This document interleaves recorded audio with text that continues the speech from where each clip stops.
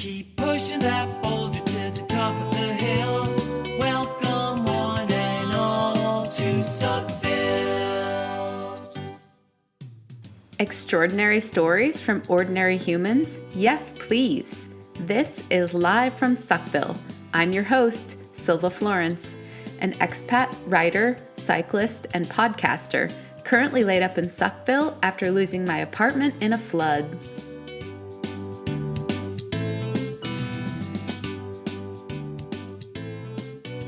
Let's do a little thought experiment. Imagine you leaving your house. It's just a normal day. You're going to work, you're going to school, etc. How are you dressed? What are you thinking about? What are you feeling? Now imagine just one simple thing that's different the next morning when you leave the house. And that is that you are exactly unapologetically you. What are you wearing? What are you feeling? What are you thinking about? And is it different than the first time when you were the you that you put on for the world? I want to acknowledge that the second scenario isn't easy in this world.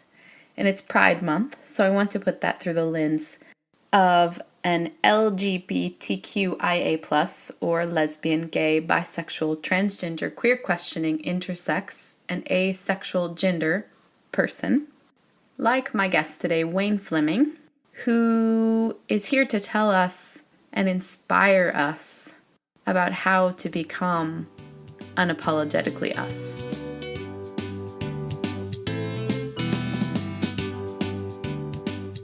Hi, everybody in Suckville, and thanks for being here with us. And us today is me and Wayne Fleming. Wayne transitioned from a high-flying business leader to a life, sex, and relationship guide. He's a certified somatica sex and relationship coach, or CSC. He aims to guide others, especially LGBTQIA folks, towards self-discovery in their lives and relationships. Thanks for being here today. Yeah, you're most welcome. I'm glad to be here. You know what I realized when I was reading that? It doesn't talk about where you live. Where do you live, Wayne? Yeah, that's a good question. My home base is in Johannesburg in South Africa. Before the show, we were chit-chatting a bit, and we were talking about a specific point in your life that we decided to focus on. So let's go back in time. As a young kiddo, I realized that I was different in the way that I was not fitting the social constructs of what a boy should be. Mm-hmm. And at that point, I thought through a lot of the societal messages that I was wrong. And I mean, when I figured this out, I was about 7 or 8, maybe even 9 years old. Oh, you were so little. Yeah. It was a small town in South Africa. And I just realized that I'm into different things. And with that came a lot of struggle. How big was this town that you were in? Yeah, let's say small to medium town, so definitely not a city. To give you an idea, we were probably about 500 kids in school and in the primary school. What was the vibe in that place? Was it open-minded? Was it a bit on the conservative side? It was on the conservative side, specifically through the fact that there is a big religious influence in that town. And also for the majority of South Africa, you know, those norms and stigmas get pushed down on everyone to conform. Yeah, even if you weren't really aware of it. Absolutely. Yeah. There were parts of me where I wanted to be creative. I wanted to live in this fairy tale world. Don't we all? Yes. And chase butterflies and just follow my fantastical, mind. And yet there's parts where, there's a system to fall into and do the things that society expects of us. And I think in that time, even unbeknown to me, it was the challenge of knowing that I'm gay, even though I didn't have the words for it at that time, knowing that, I was attracted to men or had these male muses, like movie stars, right? Yeah. Did Um, you have one that you just loved? Like, did you have a favorite? I like loved Jonathan Taylor Thomas. I remember those days Jeremy Irons popped out for Hmm. me. Nice choice. So Yes. I wanted to ask you, like, did you know anybody else that was gay when you were younger? No, not at that time. I, in a way, thought I was the only one in this entire town. Oh, And in a way, as well, based on the stigmas and messages, as I moved through primary school, I actually thought that something was wrong with me. what were the stigmas and messages you were receiving? Some of them were specifically aligned to the fact that boys can't have attraction to other boys. Looking back at it, it's the heteronormative ways that were some of those messages. And I mean, as I got older as well, messages around even things like masturbation, that masturbation is a sin, right? And that made me believe that I was completely broken. Oh my goodness, it must have been so hard. It was extremely hard to go through that. And in a way, that also created a core wound of worthiness, right? Am I worthy to be, am I worthy of love? Can I be loved?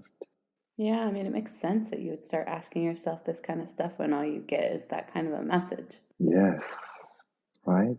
So, how did you deal with that as you were growing up? Looking back, I figured out a way to survive, right?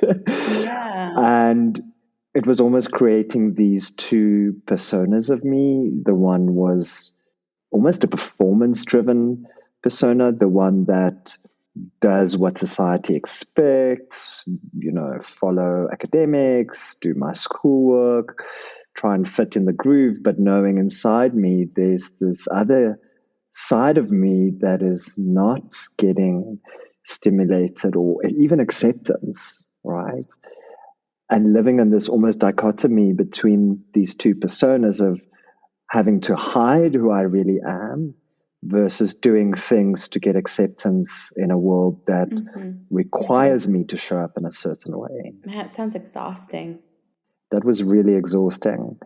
And it followed me for a long time in my adulthood as well, of still wanting to hide the shame attached to being gay, trying to show up of what people socialized as men are expected to show up in this world. And having these two sides that I just couldn't balance or integrate.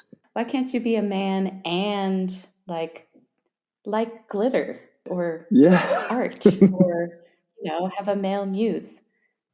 I'm very, very, very extremely fortunate that I grew up with like parents who are very into opening our minds and showing us that different kinds of people exist. Even though I grew up in a Yes. really small town too. And I always just thought, like, what is this weird conservative small town bullshit? I'm so happy that you also grew up in a small town. Oh God, I grew up in the smallest town ever, Wayne. Like 2,500 people in Oh my in the middle of goodness. nowhere in Oregon. It is really great to hear that you had people around you that could open your mind to difference and that, we don't all have to fall in line and follow the same thing. It's okay to have your own unique perspective and live that. Yes, it is. What was there a point when you decided enough with this? As I grew older, there were times when I actually went for praying the gay away because I Oh yeah. believed so much that that was a big sin. And how old were you at this point? I'd say about 15, 16, 17 years old. Yeah, that even created more trauma for myself in the fact that it affirmed the messages that I'm broken. There's this thing in me that is a choice. What I am doing is, even though I didn't live out or act out on it at that time, but knowing that I had these feelings of being gay, that I was told that that was a sin and that I'm forever damned for that. Man, Yeah. that's so intense. Mm. And for people who maybe don't know what praying away the gay is, what is that? That is going to a pastor or in whatever faith people believe in, where there are people that then focus on, I would almost call it counseling in a way. This was obviously done from a Christian perspective, and then reciting specific Bible verses where it is called out, according to them, that homosexuality is a sin or it's banned, and why is it wrong? And they will use scriptures to affirm why only relations between people socialized as a man and woman are accepted in God's eyes, and then do various praying moments, whether it is praying for the release of what they see as a sin. I've had more extreme ones where people have prayed for demons to be released from me, almost in the way of an exorcism. Yeah. I mean, we can laugh about it now because you came through it, but there's still people out there that are dealing with this. Yeah, Silver, that in context of International Pride Month, what saddened me the worst is to see on social media how many people stand up in the name of religion against solidarity to LGBTQIA folks, not just in South Africa, but all over the world. And to your point of there are people that are stuck in these norms and these stigmas. And if you're a kiddo or a youngster and you hear this, they might be going through the same pain and ache and questioning their worthiness as a human being because of these messages that society projects onto them. There might be somebody out there listening right now, and we hope you know that you are not broken. Absolutely. You are beautiful and loved. So going back to that period of time when you were about 15, you said, and this Pray Away the Gay was happening. How did you end up there? That is a very good question. I never thought about it, but it feels like I've blocked that out a little bit. What I do remember is that I did go and ask for help at one point because I thought I was so doomed.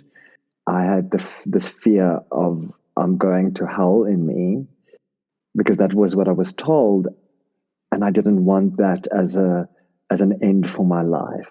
Yeah. So I sought help within the local community and religious leaders to navigate that with me. But when we think about those days, there was still so much shame associated with being gay and so much misinformation that the only way I thought was out was through that type of counseling. Okay. And you're how old now, Wayne? I'm 44. 44. Yes. You don't look like you're 44. What on earth? What is happening? He looks incredibly young. You guys will see when I put the pictures on social. Oh, stop it. Anyways, okay, so this was like a good 30 years ago then. That's it, yeah. What was it like in South Africa at that point? Our country was going through a lot of changes at that time to also create more inclusivity and diversity. And even if I think of it, when I was in high school, was the first time that we moved into integrated schools with people from different cultures and races. So that was great milestones for us to achieve. Mm-hmm. And with that forward momentum of the country, my own forward momentum felt really stunted about what I dreamt for my life and what I wanted to be. What did you want to be? What was your dream for your life at that point? So at that point, I wanted to be a dancer. Awesome. Yes. Specifically focusing on contemporary, and even though I had a keen interest in ballet, I was quite behind because I couldn't really do ballet classes, right? And yet I managed to follow that dream somehow by joining a student dance theater company to travel the country. And at that point, this dance theater company was in fact a Christian dance company. And again, I lived in this duality of, yes, I'm doing this work through an art form that I think is good and healthy at that point, right? And yet at the same time, living with the struggle in me, knowing now that I've left school, this attraction towards men is growing even more. It's a need within me that is not being met. Yeah. And what about your family influence? What did your family know about real Wayne, or did they accept you? Well, at that point in my life, my family didn't know. It was this big secret. I think about 3 or 4 years later, after that moment, I was about 24, 25. I did decide to come out to the world. Firstly, friends and people that cared. And I remember this one friend that I was living with at the time. We went out to have a drink somewhere in the town or the small city we were living at and where we were at university at that time. I still told her, I need to tell you something. And I said to her, I'm gay. And it felt like the biggest thing that I ever had to say. My nervous system was triggered. My palms were sweating. And then she looked at me with love and gave me a hug and said, my darling, I know. Oh. Was that just like the biggest relief ever? Ever. That was the biggest relief, just feeling the love and the acceptance, and also from many people that I told during that time. The fear I had was coming out to my parents, and the fear was mainly that I didn't want to disappoint them. That's the narrative Yeah. I've had in my mind, was that this could lead to rejection. This could lead to them also questioning their parenthood, right? Yeah. Which was really, really tough to take that step and tell them. My gosh, I'm like nervous for you. So lead me through that moment when you told them.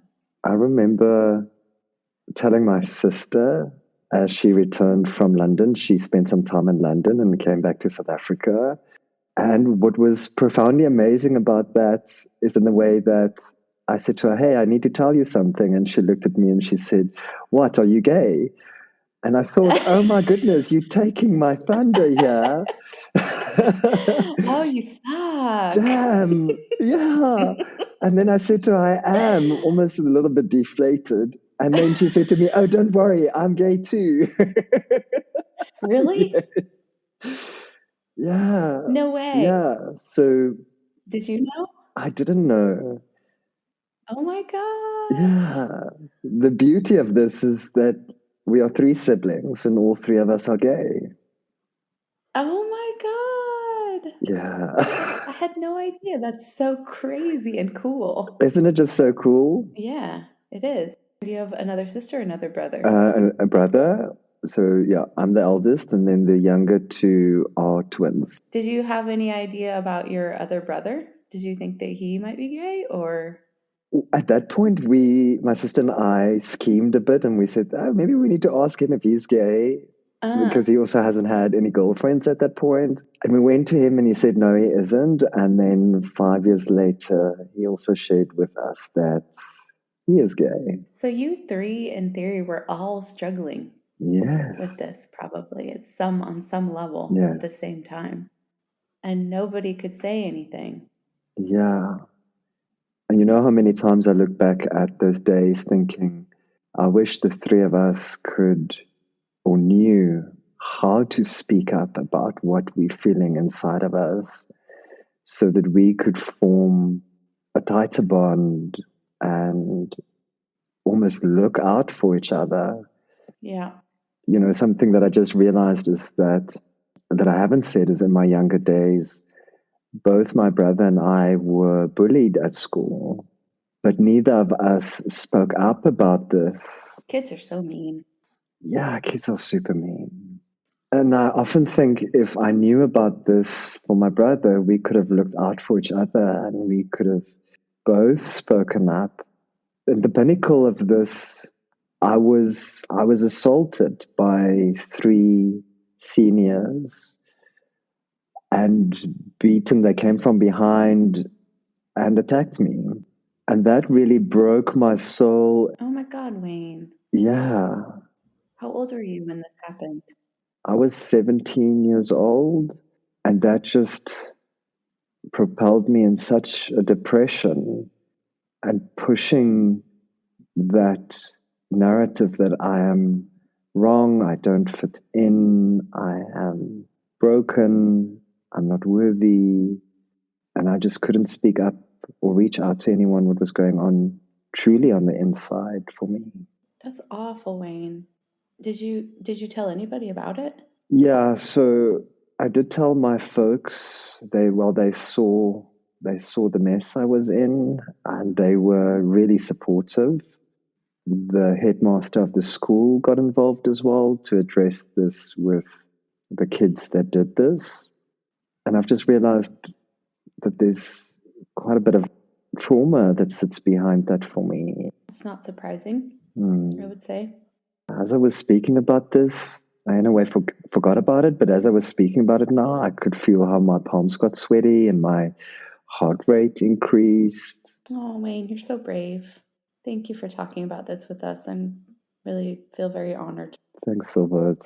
It's great for me to speak about this because I also believe that there are many other people that go through these things and they might not have someone to speak up to. And I would just want to tell everyone that if you can find someone that you feel safe to share with, that can look after you or just give you a hug. And if not, there's always me and Wayne. Absolutely, yes. We're here. Yes, hell yes. We both just put our hands up like you can see us, by the way. like pick me, coach. Pick me. I love that. I love putting my hand up. So how did you come back from that? Getting beat up? I mean, There was a part of me, even though I was extremely hurt and broken on the inside, there was a part of me that said, fuck you all, I'll show you. I'll be me. And I think that was actually a catalyst for who I am today, where my mantra for both myself and my business is around being unapologetically me. That cathartic moment over many years and many other traumas became part of building me up to get to the point where I can throw the zaps at the world and say, I am me, and that is who I am. Amen.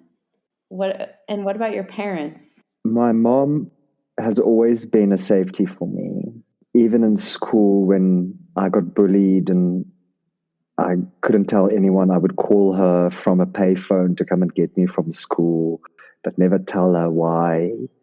And she was always there to take me under her wing, and she still does. Bless her heart. Absolutely. She lives in a society where there's often messages that say that gay kids exist because of the influence of their mother, the influence or the absence, right? And I feel that often that is a burden that she carries on her shoulders, that maybe she has done something wrong, or maybe she hasn't done something that she should have been doing. And she hasn't done anything wrong, because we know today that there's enough research and science that proves that being LGBTQIA is part of the natural sexual diversity of us as human species. Yeah. I can imagine that both my parents faced a lot of hardship, and I don't know, because we've never actually spoken about this, but I can imagine my parents have gone through hardships in their community because of the heteronormative ways that we live in. For example, questions that they might be getting, when are your kids getting married, and when will there be kids? And Wouldn't it just be wonderful if they could just say they're gay? yes, yes, They're gay. and so be it. And so be it. I'm completely ignorant, but is gay marriage allowed in South Africa?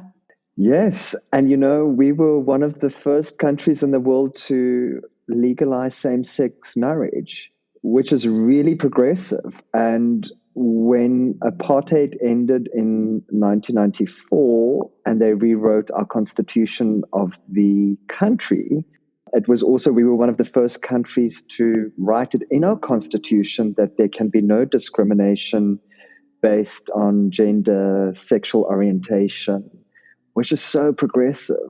Do you think that the culture is along with it, or is it still a little bit, you know, old school? I love how you nudge your head there.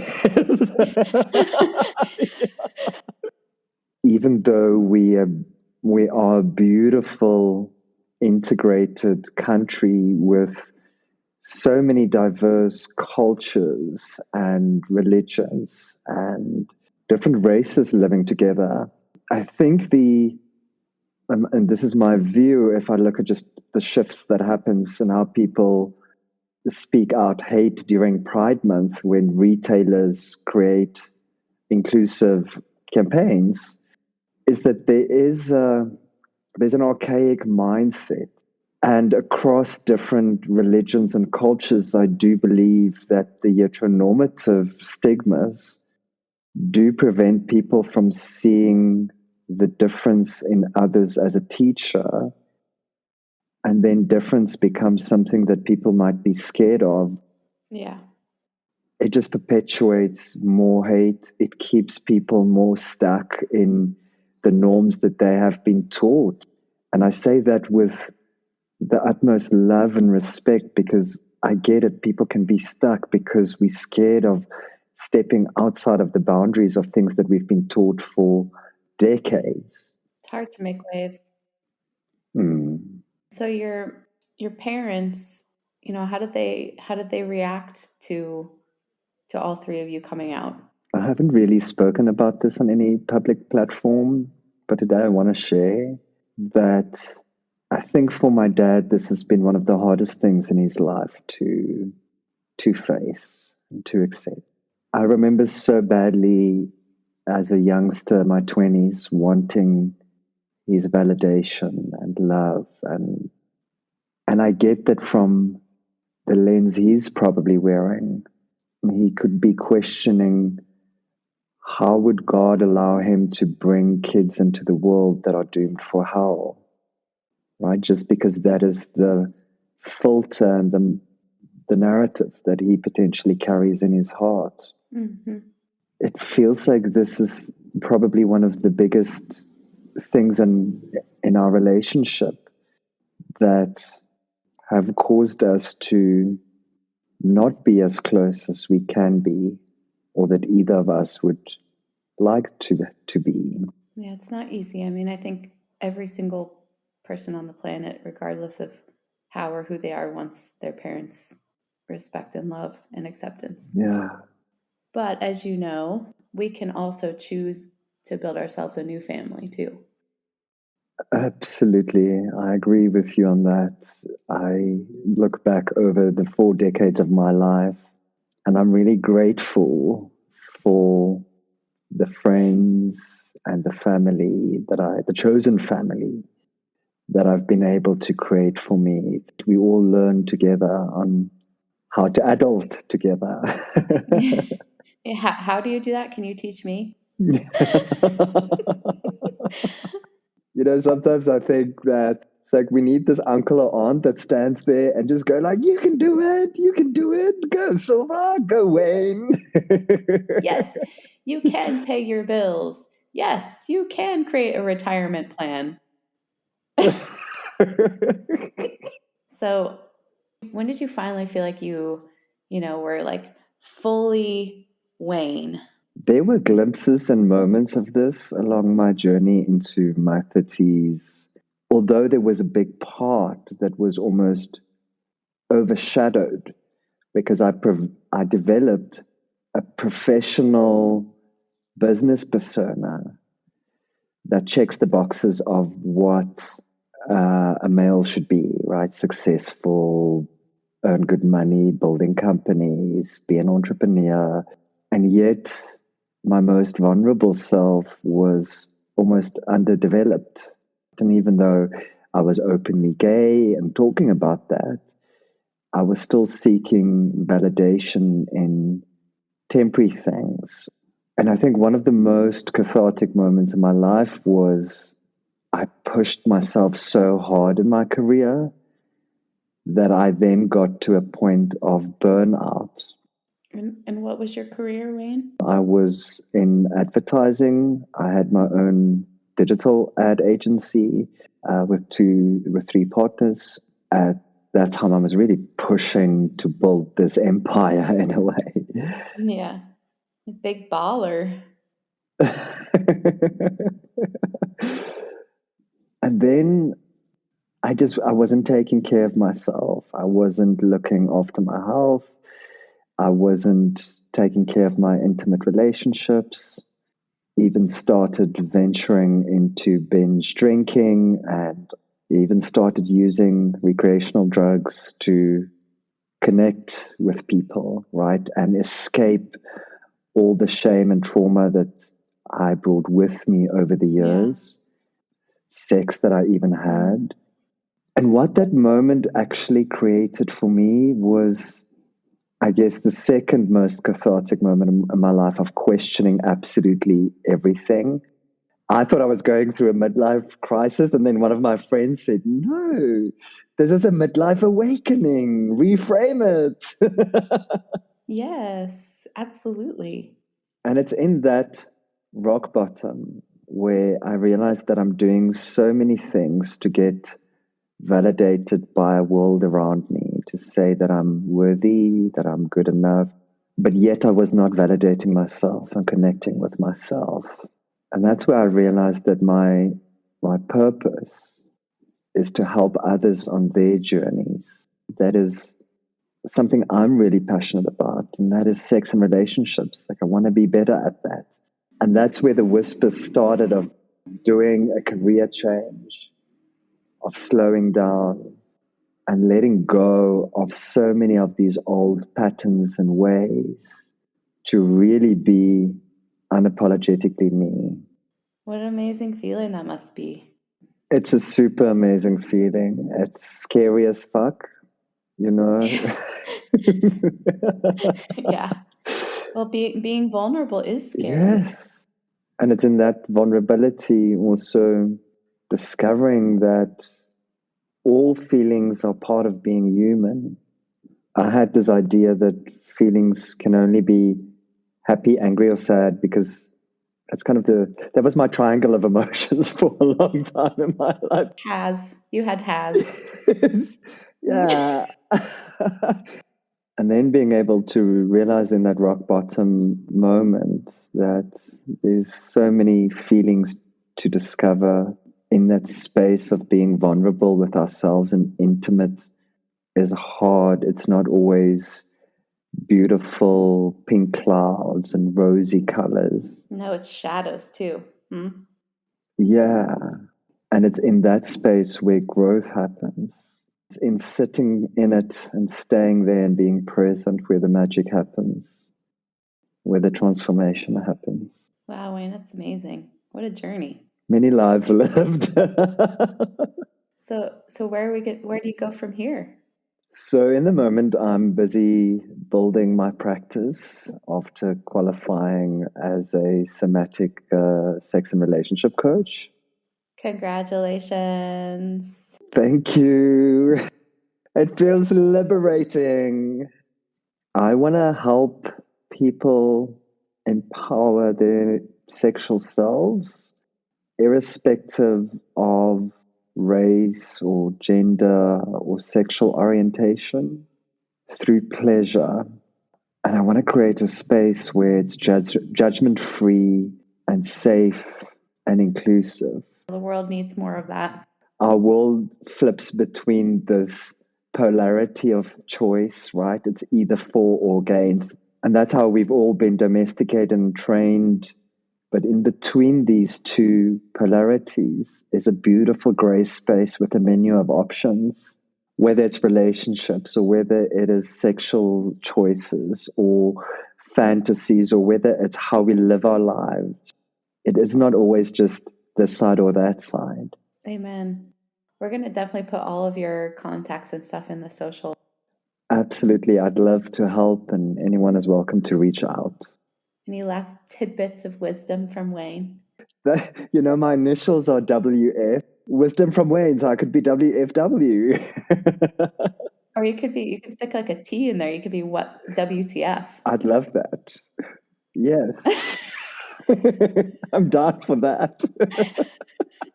If there's one last thing just to share is my passion is really gay people. And I know there are a lot of men or people that are socialized as men in the world that are maybe curious about their sexuality or their orientation. And if I take my life lesson of pushing myself so hard to be something for validation, and then how that led to me literally breaking, I want to encourage everyone to just be yourself and connect with yourself, connect with your purpose, connect with your dreams, and show up for yourself.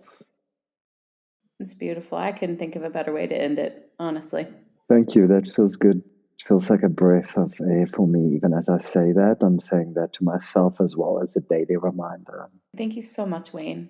I feel like this has just been such a beautiful, honest, and enlightening conversation. You're welcome, Silva. It felt great to share this with you. Thank you also for the safety and the space that you do create to be vulnerable. I'm very grateful for that. You're very welcome. It's my pleasure.